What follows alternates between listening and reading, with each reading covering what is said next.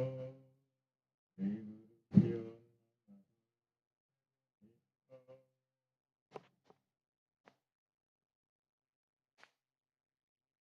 మామూలుగా మనం అర్థం చేసుకోవాలంటే నీ జనన మరణాల మధ్యలోనే మార్పు చెందేటటువంటి ఉన్నాయా లేవా? ఉన్నాయా లేవా? నువ్వు పోయే లోపల మార్పు చెందేటటువంటి, నువ్వు పుట్టినప్పటి నుంచి నువ్వు పోయే లోపల మార్పు చెందనటువంటి ఉన్నాయా లేవా? ఉన్నాయా లేవా? అసలు జనన మరణాలతో సంబంధం లేకుండా మార్పు చెందనివి ఉన్నాయా లేవా? దృష్టిని గమనిస్తే ఈ మూడు కనబడుతున్నాయి లేదా? ఏమిటవి? మీ ఊళ్ళో మీరు పుట్టక ముందు ఈ గుడి లేదు,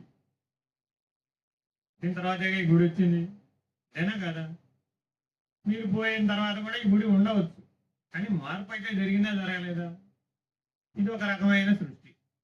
ఇదంతా ఏమిటి? మానవ సృష్టి. నీ జనన మరణాల మధ్యలో మార్పు చెందేటటువంటి పద్ధతులలో నువ్వు సృష్టించేటటువంటివన్నీ ఏవైతే ఉన్నాయో అవన్నీ ఎవరు సృష్టించారు? వేరే సృష్టించింది అదంతా మానవ సృష్టి. నీ జనన మరణాల కంటే ముందుండి నీ మరణం తర్వాత కూడా దాంట్లో ఏ మార్పు లేకపోతే అదంతా దైవీ సృష్టి. అంటే అర్థం ఏంటి?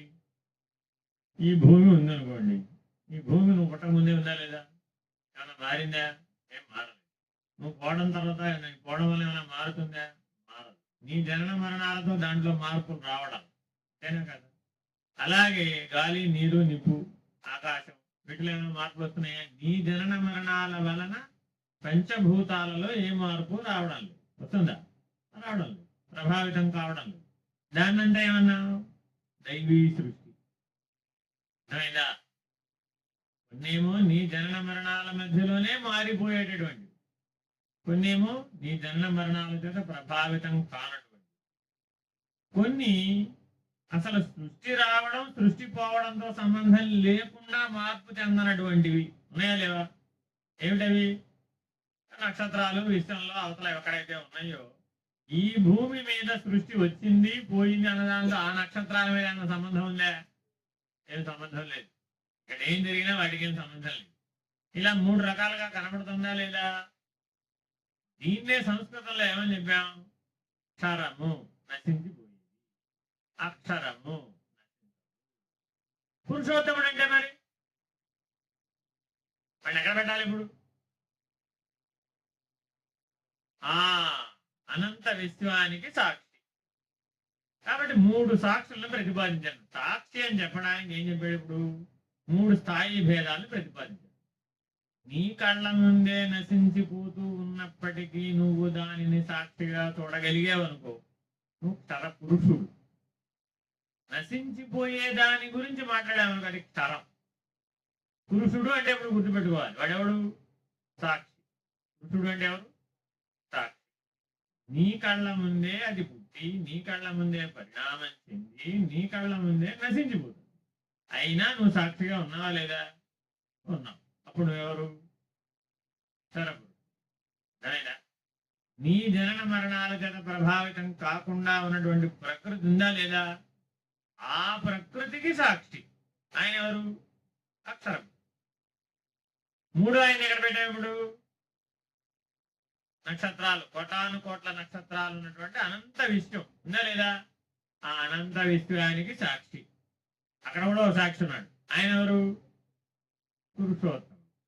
ఎందుకని అలా పెట్టామట? భగవద్గీతలో ఒక చోట ఆయన ఏం చెప్తున్నాడు?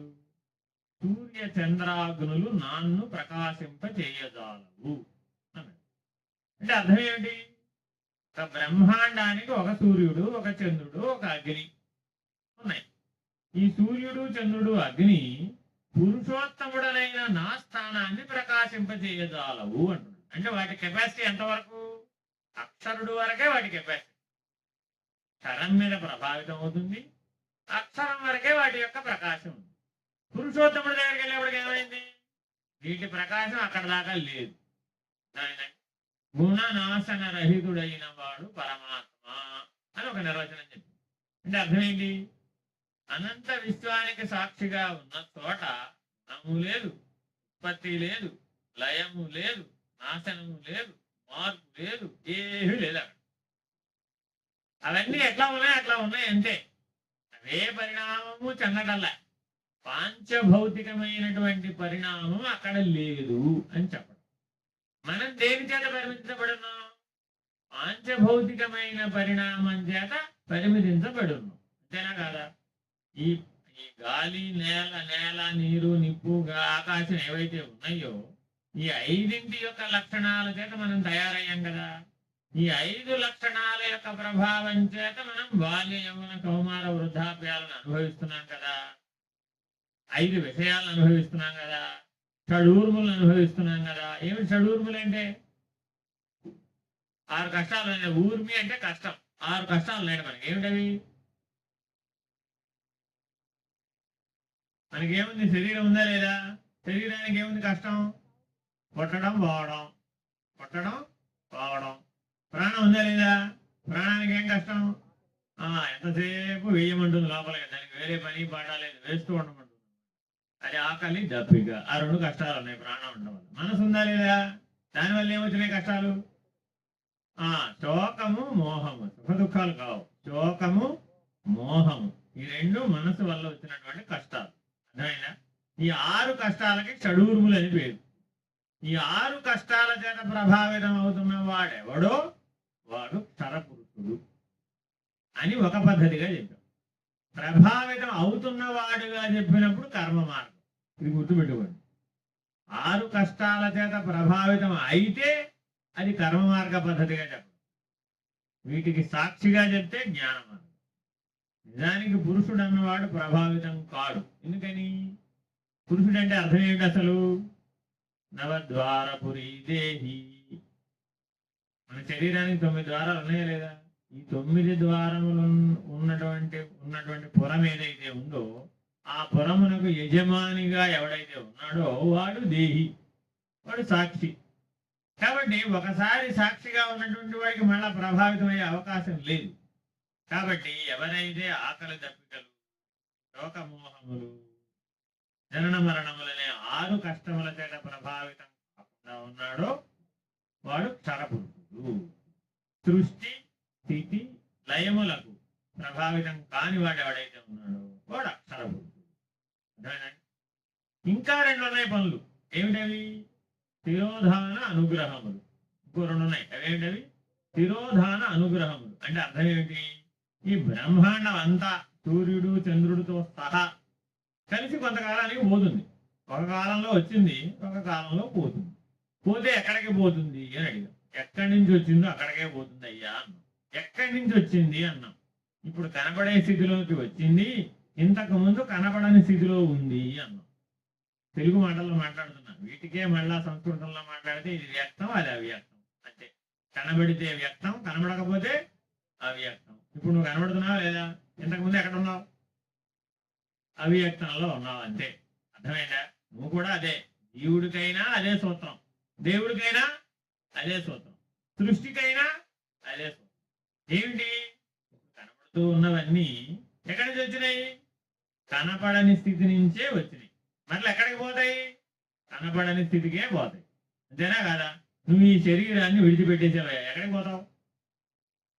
ఎక్కడికి పోతావు? మళ్ళా అవ్యక్తంలోకే పోతావు. అంతే. కాబట్టి ఈ సృష్టి యొక్క కథంతా రెండింటి మధ్య జరిగిపోతుంది. ఏమిటది? వ్యక్తము, అవ్యక్తం. ఇంతే. అందుకని ఈ రెండింటికి 2 సాక్షులను ప్రతిపాదించింది. వ్యక్తంగా ఉన్నదానికంతా సాక్షిగా ఉన్నవాడు పురుషుడు, అవ్యక్తానికి సాక్షిగా ఉన్నవాడెవరు? అక్షరం. అందుకే అక్షర పరబ్రహ్మం అన్న పదాన్ని వేసి బ్రహ్మం అనే పదాన్ని అక్షర పురుషుడి దగ్గరే వాడింది కానీ క్షరపురుషుడి దగ్గర వాడలేదు. ఎందుకు వాడలేదు? క్షరపురుషుడికి కూడా కొన్ని పరిమితులు ఏర్పడ్డాయి. ఎందుకని వ్యక్తం వరకే ఉన్నాడు కదా. మరి అవ్యక్తం అంటే నాకు తెలియదు అంట. కాబట్టి అవ్యక్తానికి సాక్షిగా ఉన్నవాడు ఎవడో వాడు బ్రహ్మం, వాడు అక్షర పురుషుడు. అర్థమైందా? ఆయనకి అధిష్టాన చేతన బ్రహ్మం అని కూడా పేరు. సాంఖ్య విచారణలో ఆయన పేరేం పెట్టాం? అధిష్టాన చేతన బ్రహ్మం అంటే అక్షర పురుషుడు ఆయన. కాబట్టి ఇప్పుడు భగవద్గీత పురుషత్రయాన్ని ప్రతిపాదించలేదా? పరపురుషుడు, అక్షర పురుషోత్తముడు. కాబట్టి పురుషోత్తమ ప్రాప్తి యోగంలో ఏం చెప్పుకొచ్చాడు ఇప్పుడు? ఊర్ధ్వమూలం తశ్చాకం అశ్వత్థం రాహురవి చందాంసి నాని ఎస్తం వేద సవేద. అంటే అర్థం ఏమిటి? అవ్యక్తం మూలంగా ఉంది, వ్యక్తంలోకి కిందకి దిగొచ్చింది అని చెప్పి, మరి నేనెవరిని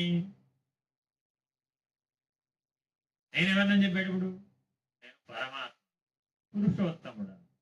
ఈ అవ్యక్తానికి అవతలు ఉన్నవాడు, తిరోధాన అనుగ్రహాలనే రెండు పనులు లేనివాడు. అక్షర పురుషుడి నుంచి కిందకి ఎన్ని పనులు ఉన్నాయి? 3 పనులు ఉన్నాయి. త్రిపుటి కింద కొన్నదంతా ఏంటి? త్రిపుటి. అక్షర పురుషుడికి పైన ఏముంది? ద్విపుటి. 2 ఉన్నాయి. అర్థమేనండి? పంచక్రియలు మొత్తం అంతా కూడా సృష్టి అంతా కలిపితే 5 క్రియలు. ఏమిటవి? సృష్టి, లయ, తిరోధాన, అనుగ్రహం. తిరోధానం అంటే ఏమిటి? వెనక్కి తీసుకోవడం. అనుగ్రహం అంటే ఏమిటి? మళ్ళీ ఇవ్వడం. నువ్వేం చేసావు? నువ్వు బిస్కెట్ డబ్బాలో బోల్డ్ బిస్కెట్లు కొనిపెట్టావు. బిస్కెట్ డబ్బా మొత్తం మీ అబ్బాయికి ఇచ్చేసావా? ఇవ్వలే. ఏం చేసావు? 1, 2 ఇచ్చావు. అయిపోయినాయి అన్నావు. వాడు మళ్ళీ అడిగాడు, అయిపోయినాయి లేపో అన్నావు. మళ్ళీ ఏం చేసావు? మళ్ళీ రేపు వచ్చాడు వాడు స్కూల్ నుంచి, మళ్ళీ 2 బిస్కెట్లు ఇచ్చావు. నిన్న అయిపోయినాయి అన్నావుగా అన్నాడు. మళ్ళీ వాళ్ళు తెచ్చాను రా అన్నావు. ఇప్పుడు వాడిని ఏమని భావించాడు? బిస్కెట్లకి సృష్టికర్తగా భావించాడు. అంతేనా కదా? ఎందుకని వాడి తెలివి అంతే ఉంది, తగ్గిమించి లేదు. మరో రోజున అడిగాడు, లేవురా అన్నావు. నిన్న సృష్టించావు కదా, ఇవాళ ఏమైంది అంటాడు. నేను సృష్టించలేదురా బాబు అని ఇప్పుడు అంటుంది. నేను సృష్టించకూడదు, నువ్వు సృష్టించావు, నాకు ఇచ్చావు, నాకు ఇవ్వాల్సిందేనండి. ఇప్పుడు ఇప్పుడు ఏం చేసింది? బేకరీకి పట్టుకెళ్ళి ఎక్కడ కొనదో ఆ బిస్కెట్ సృష్టికర్తను చూపెట్టింది. ఇప్పుడు వాడికి ఏమర్థం అయిపోయింది? అంతకుముందు వరకు అమ్మనే బిస్కెట్లకు సృష్టికర్తగా భావించాడు. ఇప్పుడు బిస్కెట్లకు సృష్టికర్తగా ఎవరిని పెట్టుకున్నాడు? వాడిని పెట్టాడు. ఈసారి బిస్కెట్లు కావాలంటే ఎవరికి చూపిస్తాడు? ఇప్పుడు వాడిని చూపిస్తాడు. మరి ఇప్పుడు తెలివి పెరిగిందా తగ్గిందా? ఇలా జాగ్రత్తగా మనం ఎదిగే కొద్దీ మనలో తెలివి ఒక స్థానం నుంచి ఒక స్థానానికి మారిపోతుందా, మారిపోవట్లేదా? చిన్నప్పుడు తల్లినే దైవంగా పెట్టుకుంటాడు పిల్లవాడు. ఏది వచ్చినా సరే ఎవరికి చెప్పుకుంటాడు? వెళ్ళి తల్లిగారిగా చెప్పుకుంటాడు. ఒక సందర్భంలో ఏదో ఒక అక్కడ ఆ పరిస్థితిలో ఈవిడేం చేసింది? తండ్రి గారి హెల్ప్ అడిగింది వాడి ముందే. ఇప్పుడు వీడికి ఏం డౌట్ వచ్చింది? అప్పటి వరకు తల్లినే నేను హోల్ అండ్ సోల్గా భావించాను, ఈవిడే స్వయం సర్వశక్తి మంత్రాలు అన్నీ నాకు చేయగలుగుతుంది, ఈవిడే దైవం అనుకున్నా నేను. ఈవిడ కూడా మరొకరి సహాయం అడుగుతుందే, కాబట్టి ఈయన కంటే ఆయన శక్తివంతుడు కాబట్టి ఆయనని దైవంగా పెట్టుకున్నాం అనుకుని అప్పటి నుంచి షిఫ్ట్ అవర్ ఎక్కడికి అయిపోయాడు? తండ్రి వైపుకు మారిపోయాడు. పార్టీ ఫిరాయించేసాడు అనమాట. ఇప్పటి నుంచి దేనికి ఎవరికి చెప్పడం మొదలు పెడతాడు? డైరెక్ట్ గా వాడికే చెప్పుకున్నాం, మధ్యలో ఈవిడ రికమెండేషన్ మనకేమిటని సరాసరి వెళ్ళి నాన్నగారికి చెప్పుకున్నాడు. ఇప్పుడు నాన్నగారు ఏం చేశాడు? ఆయన పరిమితి వరకు ఆయన చేయడం మొదలుపెట్టాడు. ఒక సందర్భంలో ఏమైంది? ఆయన మరలా ఒక ఆచార్యుడి దగ్గరికి తీసుకెళ్ళాడు. ఏమండి మా వాడి కొద్దిగా విద్యాబుద్ధులు నేర్పండి. విద్య ఒకటే నేర్పమల్లా. ఏం నేర్పమన్నాడు? విద్యాబుద్ధులు నేర్పమన్నారు. హిరణ్యకశిపుడు కూడా ప్రహ్లాదుడికి ఏం నేర్పమన్నాడు? విద్యాబుద్ధులు నేర్పమన్నాడు. ఇప్పుడు మనం ఏం నేర్పమంటున్నాం? మా వాడికి మార్కులు వస్తే చాలు ఉంటున్నాం అంతే, బుద్ధి అవసరం లేదు మనకి, విద్య ఒకటి వస్తే చాలు అంతే. అందువల్లే బుద్ధి లేని విద్య వస్తుంది అనమాట. కాబట్టి విద్యాబుద్ధులు రెండూ నేర్పగలిగిన వాడే ఆచార్యుడు. అర్థమైందా? ఆచార్యుడి దగ్గరికి వెళ్ళి చూపెట్టాడు. ఇప్పుడు వీడేమనుకున్నాడు? అరే మా నాన్నగారే అన్ని నేర్పేస్తాడు, అన్ని ఇస్తాడు అనుకున్నాను, ఆయనే సర్వశక్తిమంతుడు అని అనుకున్నాను. ఈయనేం చేశాడు? ఇప్పుడు ఇంకొక ఆయనకు అప్పగించాడు. అదే ఇప్పుడు మళ్ళా దైవం ఎవరు? ఇప్పుడు ఆచార్యుడే దైవం. అర్థమైందా? కొంతకాలం అలా ఉన్నాడు ఆయన. కొంతకాలం అలా ఉన్నాక ఈ ఆచార్యుడు ఒక దేవాలయానికి పట్టుకెళ్ళి ఈ ఆచార్యుడు ఆ దేవాలయంలో దైవం ముందు సాష్టాంగ పడ్డాడు. ఇప్పుడు ఆ విషయాన్ని ఎవరు చూశాడు? శిష్యుడు చూశాడు. ఏమనుకున్నాడు? ఇప్పుడు ఈయనే సర్వశక్తి మంత్రులు అనుకున్నాను కదా, నేను ఈయన దగ్గరకు వచ్చాను, ఈయన మళ్ళీ వీళ్ళు ఎవరి దగ్గర పడ్డాడు? ఆయన ఎవరో ఆ దేవాలయానికి కూడా అక్కడ పడ్డాడు. అంటే సర్వశక్తి మంత్రులు ఈయన కాదనమాట. కాబట్టి ఇప్పుడు చిన్న పిల్లవాడు తన జీవితం మొత్తం మీద ఎదిగే దశలలో సర్వశక్తిమంతుడు ఎవరా అనే అన్వేషణ చేస్తున్నాడా, చేయడం లేదా? మనం కూడా అలా చేసామో చేయలేదా? చేసి చేసి చేసి చేసి చివరికి ఎక్కడికి వచ్చాము? ఆ ఈశ్వరుడు ఎక్కడ ఉన్నాడని వెతికేటటువంటి పనిలో పడ్డాను. ఎప్పటికైనా మనం ఇవన్నీ మనం స్వానుభవంలో ఈశ్వరుడు ఎక్కడ ఉన్నాడనేది తెలుసుకుంటే తప్ప ఈ ప్రయాణం ఆగిపోతుందా? ఆగిపోతుంది. ఎప్పుడు ఆగిపోతుంది? ఈశ్వరుడు అంటే నీకు తెలిస్తే, దృఢపడితే, పరమాత్మ అంటే ఏమిటో తెలిస్తే, దృఢపడితే నీ విచారణ, నీ అన్వేషణ రెండు పూర్తయిపోతాయి. అర్థమైందండి? కాబట్టి భగవద్గీత నిన్ను మెట్టుపై మెట్టు క్రమమైన మార్గంలో నిన్ను పరిణామం చెందిస్తుంది పరం వైపు. ముందేం చేయమండి? మొదటి 6 అధ్యాయాలలో నాయన కర్మనే దైవంగా భావించు, ఈశ్వరార్పణ భావంతో కర్మ చెయ్యి, ఫలితాన్ని ఈశ్వరుడు కల్పించు, నిష్కామ కర్మ చెయ్యి, నేను కర్త కాదనుకో, ఈశ్వరుడే కర్తగా పెట్టుకో, నేను స్థానంలో ఈశ్వరుని పెట్టుకు చెయ్యి. అర్థమైందా? నువ్వు వంట చేసావమ్మా, ఎవరి కోసం చేసావు? ఎవరి కోసం చేసావు? మా ఆయన కోసం చేశాను, నా పిల్లల కోసం చేశాను, నా కుటుంబం కోసం చేశాను అనుకున్నావు. అప్పుడు ఏమైపోయింది? నేను బలపడిపోయింది అనమాట. అహంకార మమకారాలు బలపడిపోయినాయి. అదే ఈశ్వరుడు కోసం చేశాను అన్నావు, అప్పుడేమైంది? ప్రసాదం అయిపోయింది. అర్థమైనా? అలా ప్రతి దాంట్లో ఎవరు చేశారు ఈ వంట అన్నారు, అప్పుడేమన్నావు? బాగుందా బాగాలేదా అన్నావు. అడిగిన ప్రశ్న ఏమిటి? ఎవరు చేశారని అడిగారు, అంతేనా కదా? నువ్వేమడిగావు? ఎవరు చేశారు సంగతి తర్వాత, ముందు బాగుందా బాగాలేదా చెప్పాను. అంటే బాగలేదు అన్నాడు అనుకో, ఒకవేళ అప్పుడేం చెప్పద్దు? నేను చేయలేదు అనుకో. బాగుందని చెప్పాడు అనుకో, అప్పుడు నేనే చేశానని చెప్పాను. బాగోలేదని చెప్పినప్పుడు నేను చేయలేదని చెప్పినా అహం ఉంది అక్కడ, నేనే చేశానని చెప్పినా అహం ఉంది. చాలా మంది ఏమనుకుంటారంటే నేను చేయలేదని చెప్తే అహం లేదనుకుంటారు. నేను చేయలేదని చెప్పడానికి కూడా నేను బలంగా ఉండాలి. అంతేనా కదా? ఈ సృష్టి అంతా ఎవరు చేశారు? ఈ సృష్టి అంతా ఎవరు చేశారు? నేను చేయలేదు. నువ్వేం చేసావా? ఎవరైనా నేను చేశానని అంటున్నారా? నేను చేయలేదని చెప్పడానికి కూడా అహం ఉండాల్సిందే, నేనే చేశానని చెప్పడానికి కూడా అహం ఉండాలి. అందుకని ఏం చెప్పారు పెద్దలు? నేను స్థానంలో ఈశ్వరుడిని పెట్టు. అప్పుడేమైంది?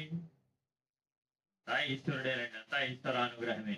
ఇవాళకి ప్రసాదం ఇది. అది పప్ప కూర బాగుందా బాగలేదా, పచ్చడా, అది ఎలా వచ్చింది ఎలా రాలేదనే దాంతో నియమం లేదనమాట. అలా సామాన్య ధర్మంగా కర్మను నిర్వహించాలి, సాక్షిత్వ ధర్మంతో కర్మ నిర్వహించాలి, ఈశ్వరార్పణ భావంతో కర్మ నిర్వహించాలి, పని మనిషిగా పని చేయాలి. ఎవరి దగ్గర పని మనిషిగా నిన్ను నియమించారు? ఇప్పుడు ఎవరు నియమించారు? పని మనిషి అంటే ఎవరన్నా ఒకరు నియమించాలా వద్దా? నియమించాలా? ఎవరు నియమించారు? ఈశ్వరుడు మనల్ని అందరినీ పని మనుషులుగా పెట్టుకున్నాడు. ఎవరి పని కోసం? ఆయన పని కోసం. ఎవరి పనిముట్లుగా? ఆయన చేతిలో పనిముట్లుగా. ఈ భావనతో నువ్వు రోజువారీ మెలకువలో చేసేటటువంటి పనులన్నీ చెయ్యి. ఏదైనా చెయ్యి. ఉద్యోగాలు చేస్తావో, వ్యాపారాలు చేస్తావో, వంట చేస్తావో, సంభాషణలు ఏం మాట్లాడతావో, నిగ్రహంతోనే ఉంటావో, మౌనంతోనే ఉంటావో, సాధనే చేస్తావో, నిద్రైపోతావు, ఏదన్నా చెయ్యి. ఎలా చేయాలట? పని మనిషిగా చెయ్యి. ఎవరి దగ్గర పని మనిషిగా చేయాలి? ఈశ్వరుడి దగ్గర పని మనిషిగా చెయ్యి. ఈశ్వరుడి దగ్గర పనిముట్టుగా చెయ్యి. ఎందుకు పని మనిషి అన్నారండి? మీ ఇంటికి పని మనిషి వస్తుందండి, అన్ని శుభ్రంగా బాగు చేస్తుందా బాగు చేయదా? బాగు చేస్తుందా? బాగు చేసేటప్పుడు అన్ని తనమే అనుకుంటుందా? ఏమనుకుంటుంది? నాకు కావనుకుంటూనే శుభ్రంగా చేస్తుంది. చేసిన తర్వాత ఏం చేస్తుంది? అన్నీ అక్కడే బారేసి వెళ్ళిపోతుంది. ఏమైనా పట్టుకుపోతుందా? ఏమి పట్టుకుపోతుంది. అందులో ఒక వస్తువుకి ఏదైనా ఇబ్బంది వచ్చింది, క్షీణించిపోయింది, ఇప్పుడు బాధపడుతుందా? ఏం చెప్తుంది? పైగా హాయిగా ఉత్సాహంగా చెప్తుంది, అవునా కదా? ఈ దెబ్బతో దీని గొడవ పోయిందండి బాబు, రోజు దీన్ని గడగలేక చచ్చిపోతున్నా నేను అందా లేదా? ఏమన్నా బాధపడిందా? నువ్వేమన్నావు? అయ్యో, నేను పుట్టింది దాన్ని 50 సంవత్సరాల నుంచి నానా కష్టాలు పడి మెయింటైన్ చేస్తే దాన్ని కాస్త చెల్లి పడగొట్టేసావు కదా. చూడండి, ఇప్పుడు రోజు దాన్ని బాగు చేస్తుందేమో అమ్మాయి, కానీ అమ్మాయికి ఏమైనా అందులో మమకారం ఏర్పడిందా? ఏం ఏర్పడలేదు, అవునా కదా? మరి ఇప్పుడు ఎవరు ఈశ్వరుడు లాగా ఉన్నారు? ఇప్పుడు అమ్మాయే ఈశ్వరుడు లాగా. మనమేమో జీవుడిలాగా. అర్థమైందా? నాది అని అనుకోవడం చేత వచ్చినటువంటి తగాదా అదంతా. నువ్వేం తెచ్చావు? వచ్చేటప్పుడు ఏమైనా తెచ్చావా? కొన్ని నిద్రలో ఏమైనా నీ దగ్గర ఉన్నాయా? కొన్ని పోయేటప్పుడు ఏమైనా పట్టుకుపోతావా? మరి మధ్యలో ఇవ్వాలని నీవు అదేంటి? వస్తువుకు విలువ ఇవ్వాలి కదా. ఎంత ఇవ్వాలి? నీకంటే ఎక్కువ విలువ ఇవ్వమన్నారా? ఏ వస్తువుకైనా సరే మనిషి కంటే ఎక్కువ విలువ ఇవ్వమన్నారా? మనం ఏం చేస్తున్నాం? మనిషి కంటే ఎక్కువ విలువ ఇచ్చేసాం అన్నటువంటి. అప్పుడు ఏమైపోయింది? చాలా ప్రమాదం వచ్చింది. అర్థమైందా? మీ ఇంట్లో మీరు మీ నాన్నగారో మీ తాతగారో దొరికిన సైకిల్ తొక్కుతున్నారండి. చాలా విలువైందేనా కాదా? వారసత్వంగా వచ్చింది మీకు. మీ పక్కింటి అబ్బాయి ఆ సైకిల్ నేర్చుకుంటానని ఆ సైకిల్ వేసుకెళ్తే మొదటిసారి సైకిల్ తొక్కేప్పుడు ఏమవుతుంది? దామని పడతాడు. పడతాడా పడడా? పడ్డాడు. పెడితే సైకిల్ కొద్దిగా దెబ్బ ఉందో తగలదా? తగిలింది. సైకిల్కి దెబ్బ తగలడం ఇంపార్టెంటా? ఆ పిల్లవాడికి దెబ్బ తగిలింది గుర్తుపడడం ఇంపార్టెంటా? కానీ నువ్వు దేనికి దుఃఖపడ్డావు? నా సైకిల్ ఎక్కడ దెబ్బతిందిరా బాబు అయింది. అంటే ఇప్పుడు అక్కడ ఏమైపోయింది? మనిషి కంటే వస్తువుకి విలువ ఇచ్చావు. ప్రాణం లేని వస్తువుకి ఎక్కువ విలువ ఇస్తున్నావు. అట్లాగే మీరందరూ ఏదైనా ఫంక్షన్లకి పార్టీలకి వెళతారా వెళ్ళరా? బయటికి వెళ్ళినప్పుడు ఏం చేస్తారు? మా లాకర్లో ఉన్నవాడిని నీ తీసి పైనుంచి కిందకి దిగేసుకుని వెళ్తారు. ఎందుకు వెళ్తావు? నీకంటే విలువ ఎక్కువైనవని, అంతేనా? లేకపోతే వాటి వల్ల నీ విలువ పెరిగిందనే? రెంట్లో ఏదో ఒక సమస్య. అయితే నీకంటే విలువ ఎక్కువైనవైనా అయి ఉండాలి. లేకపోతే ఏమై ఉండాలి? వాటిని వేసుకోవడం వల్ల నీ విలువ పెరిగిందనే ఉండాలి. రెండు భ్రాంతులే. అవి నీకంటే విలువైనవి అయితే ఏం ప్రయోజనం లేదు వాటి వలన. ఎందుకని? నీ ఆయుర్దాయాన్ని ఏం పొడిగించలేవు, నీ అనారోగ్యం నుంచి నిన్నేం కాపాడలేవు. పైగా ఎవడైనా దొంగల చేతిలో పడేట్టుగా అవి బాగా ప్రేరేపిస్తాయి, ప్రమాదాన్ని కొని చేస్తాయి. అంతేనా కాదా? ఎవడైనా ఏమి లేని వాడి జోలికి వస్తాడా? అన్ని ఉన్నవాడి జోలికి వస్తాడా? అది. కాబట్టి రకరకాలైన సమస్యల చిక్కులని వాటి వల్ల వస్తున్నాయా రావడం లేదా? పోనీ వాటి వల్ల నీ విలువ పెరిగిందా ఏమైనా? మహాత్ముడు మహానుభావుడు అని నువ్వు బాగా పైనుంచి కిందకి దిగేసుకెళ్తే ఎవరైనా సాష్టాంగ నమస్కారం చేశారా? నీకు ఎవరైనా చేయలేదా? ఎందుకని? కోట్ వేసుకెళ్తే సూట్ వేసుకెళ్తే మహానుభావుడు అంటారా? ఏం చూస్తే మహానుభావుడు అంటారు? నీ లోపల ఉన్నటువంటి దైవీ శక్తి, నీ లోపల ఉన్న దివ్య జ్ఞానం. అంటే దివ్య జ్ఞానాన్ని నువ్వు గుర్తుపట్టగలిగేటటువంటి స్థాయికి నువ్వు దానికి వ్యక్తీకరించగలిగే బలాన్ని పొందాలి. మన లోపల ఈశ్వరుడు ఉన్నాడని పొద్దున చెప్పుకుంటున్నామండి, కానీ అది బయటికి ఏమైనా వ్యక్తం అవుతుందా? ఒక ఇనుప ముక్కని కొద్ది కాలం పాటు అయస్కాంత శక్తి పరిధి లోపల ఉంచాం. అప్పుడు ఏమైంది? అది కూడా అయస్కాంతం వలెనే ప్రవర్తించింది. కొంతకాలం అలా ఎక్కువ కాలం అయస్కాంత క్షేత్ర పరిధిలోనే దాన్ని ఉంచామనుకోండి, శాశ్వతమైనటువంటి అయస్కాంతంగా కూడా అది మార్పు చెందే అవకాశం ఉంది. ఇది పదార్థ ధర్మం. మరి మన లోపల ఉన్న ఈశ్వరుడు మన ద్వారా వ్యక్తం అవ్వడానికి మనం పనిముట్టుగా ఉపయోగపడ్డామే అనుకోండి, కొంతకాలానికి మనం కూడా ఏమైపోతాం? అదే దాని పేరే దివ్యత్వం, దాని పేరే దివ్య జ్ఞానం. కాబట్టి ఈ పనిముట్టుని నీ ద్వారా దివ్యత్వం వ్యక్తీకరించబడటానికి, దివ్య జ్ఞానం వ్యక్తీకరించబడటానికి నీ శరీర ప్రాణ మనోబుద్ధి చైతన్యాలని కనుక నువ్వు పనిముట్టుగా కనుక వాడినట్లయితే కొంతకాలానికి ఏమైపోతాయి? అవి దివ్యమైపోతాయి. కొంతకాలానికి ఏమైపోతాయి? దివ్యం. దివ్యం అంటే ఏమిటి? ప్రకృతికి సాక్షి ఏదో అది దివ్యం. అర్థమైందా? ప్రకృతికి సాక్షి ఏదో అది దివ్యం. ప్రకృతి అంటే ఏమిటి? మూడు గుణాలు. ప్రకృతి అంటే ఏమిటి? మూడు గుణాలు. మూడు గుణాలకు సాక్షి అయినటువంటి దానికి దైవమని దివ్యమని పేరు. అర్థమైందండి? మూడు గుణాలకు లోబడితే భవ్యం. మూడు గుణాలకు లోబడితే భవ్యం అంటే నశించిపోయేది అనమాట. వాటికే భగవద్గీత ఏమని పేరు పెట్టింది? అక్షరము, అది అక్షరము. అర్థమైందా? మూడు గుణాలకు లోబడితే క్షరం, మూడు గుణాలు దాటితే అక్షరం. దానికి సాక్షిత్వాన్ని జోడించామనుకోండి, అప్పుడేమైంది? క్షర పురుషుడు, అక్షర పురుషుడు. అనంత విశ్వానికి సాక్షి అంటే పురుషోత్తం.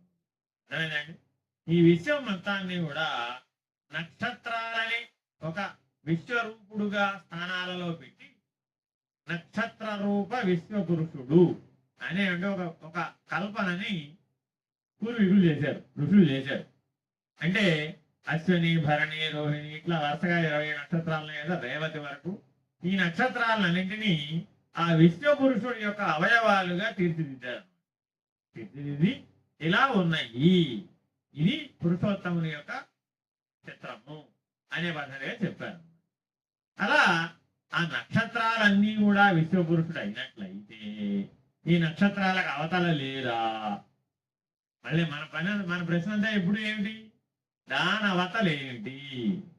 అంతేనా? మీ అబ్బాయిని ఒక గోడ దగ్గరికి తీసుకెళ్ళారు. చాలా విలువైనవన్నీ గోడ అవతలు ఉన్నాయిరా, నువ్వు చూడకూడదు, పెద్దవాడు అయినాక తెలుసుకో, చూదుగానే అని చెప్పారు అనుకోండి. వాడు మాటి మాటికి ఏం చేస్తాడు? ఆ గోడ దాని అవతలు ఏమిటి అని అడుగుతాడా?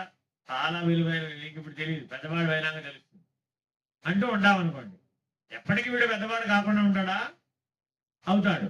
అయిన తర్వాత కూడా మళ్ళీ ఏమడిగాడు? దాని అవతలు ఏమిటి? సంస్కృతంలో చెప్తే ఏంటి? తత్పరంచావలోకయే. తత్ అనేటటువంటి దానికి పరమైనటువంటి ఇదిలో పరతత్వం ముందు వేస్తే ఉపసర్గ పరతత్వం. తత్పరంచ అవలోకయే. చూడవయ్యా, అవలోకించు, బాగా చూడు, నిశ్చితంగా చూడు, నిశ్చితంగా చూడు, సూక్ష్మంగా చూడు, లేని స్థితిలో చూడు. అది దాని వెనక ఉన్నటువంటి రహస్యం. తెలుగు మాటలో చెప్తే ఏమిటి? దాని అవతలు ఏమిటి? ఇలా ప్రతిదానికి దాని అవతలు ఏమిటి అంటూ వెళ్ళామనుకోండి, దాని అవతలు ఏమిటానికి అని అడిగేవాడు లేడు. చివరికి వెళ్ళిపోయి పురుషోత్తముడికి అవతలు ఏమిటి అన్నామండి, అక్కడ ఎవడూ లేడు. అడిగేవాడు లేడు, ఆ చెప్పేవాడు లేడు. ఏముంది మరి? ఎల్లకాలము ఉన్నదేదో అదే ఉంది. ఎల్లకాలం అన్నది ఏమిటి? ఉన్నదేదో ఉన్నదయ్యా. ఏమడిగాడు ప్రశ్న? ఎల్లకాలము ఉన్నది ఏమిటి? ఏమన్నాడు? ఉన్నదేదో ఉన్నది. దానికి ఏం పేరు ఊరు లేదా అన్నాడు. నామరూపాలు లేవు నాయన. నామరూపాలు లేకపోతే లక్షణాలు లేవా అన్నాడు. లక్షణాలు కూడా లేవు నాయన. లక్షణాలు లేకపోతే పరిమితులు లేవా అన్నాడు. పరిమితులు కూడా లేవు నాయన. పరిమితులు లేకపోతే ఆవరణలు లేవా అన్నాడు. ఆవరణలు కూడా లేవండి అన్నాడు. ఆవరణలు లేకపోతే సాక్షిత్వం అయినా ఉండాలి కదా అన్నాడు. సాక్షిత్వం కూడా లేదు నాయన. కనీసం తెలుసుకునేవాడైనా ఉండాలి కదా అన్నాడు. తెలుసుకునేవాడు కూడా లేడయ్యా అన్నాడు. తెలుసుకునేవాడు కూడా లేకపోతే కనీసం చెప్పేవాడైనా ఉండాలి కదా. చెప్పేవాడు కూడా లేడు. ఏమడిగితే చివరి మాటలు ఏం చెప్పాడు ఇప్పుడు? లేదు లేదు లేదు లేదు లేదు లేదు లేదు. ముందేం చెప్పాడు? ఉన్నది ఉన్నది ఉన్నది ఉన్నది, ఇది ఉన్నది ఇది ఉన్నది ఇది ఉన్నది ఇది ఉన్నది అంటూ పురుషోత్తముడు దాకా వెళ్ళాలి. వెళ్ళిన తర్వాత ఏం చేయాలి? మళ్ళా లైన్లో కిందకి రావాలి. దాని అవతల అంటే ఎక్కడికి వెళ్ళాలి? దాని అవతల ఎక్కడికి వెళ్తాము? దాని అవతల ఎక్కడానికి వెళ్ళడానికి అక్కడ ఏం లేదు. మళ్ళీ ఏం చేయాలి? ఇప్పుడు లైన్లో కిందకి రావాలి. కింద నుంచి మళ్ళీ ఏం చేయాలి? ఇప్పుడు ఇది లేనిది ఇది లేనిది ఇది లేనిది ఇది లేనిది ఇది లేనిది అంటూ మళ్ళా పురుషోత్తముడు దాకా వెళ్ళాలి. వెళ్తే ఏమైపోయింది? ఇప్పుడు ఏ నేనైతే క్షరపురుషుడుగా, ఏ నేనైతే అక్షర పురుషుడుగా, ఏ నేనైతే పురుషోత్తముడుగా నిర్ణయించబడిందో ఆ నిర్ణయాలన్నీ నిరసించబడ్డాయి. ఆ నిరసించేటటువంటి మార్గానికి అచలమని. ఎవరికి చెప్పచ్చు ఇప్పుడు? ఇది పురుషోత్తమ నిర్ణయం తెలిసిన వాడికి చెప్పచ్చు. అర్థమైందా? పురుషోత్తమ నిర్ణయం తెలిసినటువంటి వాడికి మరలా ఇది ఎలా కాదో చెప్పే పద్ధతి అచల సిద్ధం. పురుషోత్తముడు దాకా చెప్పే పద్ధతి అద్వైతం. క్షరపురుషుడి దగ్గరే మాట్లాడితే ద్వైతం. ఎందుకని? క్షరపురుషుడి దగ్గర ఏమున్నాయి? నేనున్నాను, ఈశ్వరుడు ఉన్నాడు, ప్రపంచం కూడా. మూడు ఉన్నాయా లేవా? మూడు ఉన్నాయి. నాకు ప్రపంచం అవసరమా కాదా? అవసరం. ఈశ్వరుడు అవసరమా కాదా? అవసరం. ఈశ్వరుడికి నేను అవసరమా కాదా? అవసరం లేదు. అర్థమైందా? ఇలా మాట్లాడుతుంది. అదే అద్వైతానికి వచ్చేటప్పటికి ఏమైంది? ఇప్పుడు నేను ఈశ్వరుడు లేవు, ఉన్నది ఈశ్వరుడే, ఉన్నది ప్రపంచమే. ఆ ప్రపంచం ఈశ్వరుడులో అంశ. ఆ ప్రపంచం ఈశ్వరుడులో అంశ. అంటే వేరుగా లేదు, భిన్నంగా లేదు. ప్రపంచంగానూ ఉన్నది ఈశ్వరుడే, జీవుడుగాను ఉన్నది ఈశ్వరుడే, ఈశ్వరుడుగాను ఉన్నది ఈశ్వరుడే. కాబట్టి ఉన్నది ఈశ్వరుడే. ఇది అద్వైతం. అర్థమైనా? ఇలా జాగ్రత్తగా ఏ సిద్ధాంతాన్ని, ఏ అనుష్ఠానాన్ని, ఏ పరిమితిని నీలో ఉన్నటువంటి బలాలను, బలహీనతలను పోగొట్టుకోవడానికి జాగ్రత్తగా విచారణ చేసి వాడాలి. ఏ మందు ఎక్కడ వాడితే ఏ సమస్య పరిష్కారం అవుతుందో తెలిసి ప్రయోగించాలి. అలా జాగ్రత్తగా ప్రయోగిస్తే అప్పుడు మనలో ఉన్నటువంటి అవిద్యా దోషం, అజ్ఞాన దోషం లేకుండా. ఇది అక్షర పరబ్రహ్మయోగం. మనకి వ్యక్తంగా మాట్లాడే ఆత్మ సంయమ యోగం నుంచి అవ్యక్తానికి సాక్షిగా ఉన్నటువంటి అక్షర పరబ్రహ్మ యోగానికి ఎక్కించే ప్రయత్నం. అదేనండి, ఆత్మ సంయమ యోగమేమో కర్మ షట్కంలో ఉంది, అక్షర పరబ్రహ్మ యోగమేమో భక్తి షట్కంలో. తర్వాత పురుషోత్తమ ప్రాప్తి వస్తుంది, అది జ్ఞాన షట్కానికి ముందు అన్నమాట. అంటే దర్శనం లేకుండా జ్ఞానం రాదు. ఆ మాటలు పురుషోత్తమ ప్రాప్తి దగ్గర చెప్తారు. అదేనండి, ఇట్లా జాగ్రత్తగా భగవద్గీతని నిత్య జీవితానికి అనుసంధానం చేసుకుంటూ మనం జీవించాలన్నమాట. ఎప్పుడో ఎవరో చనిపోయినప్పుడు పక్కన చనిపోయిన వాళ్ళ కోసం పెట్టేది కాదు, కనీసం బ్రతికున్న వాళ్ళైనా వినాలన్నమాట. చాలా మంది ఇప్పుడు ఏం చేస్తున్నారు, టేప్ రికార్డర్లో ఆన్ చేసి ఆ చనిపోయిన వాడిని వినమని వీళ్ళు వెళ్ళిపోతారు, వీళ్ళ పనుల్లో వీళ్ళు ఉంటాడు. వాడేం వింటాడు? బ్రతికున్న వాళ్ళ కోసం భగవద్గీత, పోరాడే వాడి కోసం భగవద్గీత, యుద్ధం చేసేవాడి కోసం భగవద్గీత, అధిగమించే వాడి కోసం భగవద్గీత, సాధకుల కోసం భగవద్గీత, ముక్తి కోసం భగవద్గీత. అర్థమైనా? కాబట్టి చిట్ట చివరిదైన మోక్షం కూడా లేనిదని నిర్ణయించే మోక్ష సన్యాస యోగం వరకు మానవుడు ఎదగాలని చెప్తుందండి. అర్థమైందండి? మోక్షం కావాలి అన్నటువంటి ముముక్షు దగ్గర మొదలుపెట్టి మోక్షం కూడా లేనిదే అని నిరూపించేటటువంటి మోక్ష సన్యాస యోగం. 3 సన్యాసాలు ఉన్నాయా లేదా అందులో? ఆ సన్యాస యోగాలన్నింటినీ కలిపి చివర మోక్ష సన్యాస యోగాల్లో చెప్తారు. కాబట్టి భగవద్గీత సారాంశంగా ఉపనిషత్తుల యొక్క సారాంశాన్ని అందిస్తుంది. హరి ఓం శ్రీ గురుభ్యో నమః. హరి ఓం బ్రహ్మానందం పరమసుఖదం కేవలం జ్ఞానమూర్తి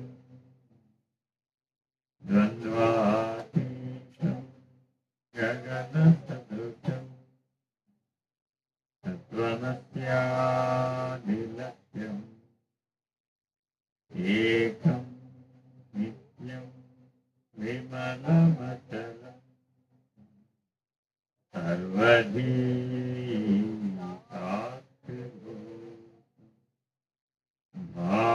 భావాతీతం త్రిగుణరహితం సద్గురుం తం నమామి.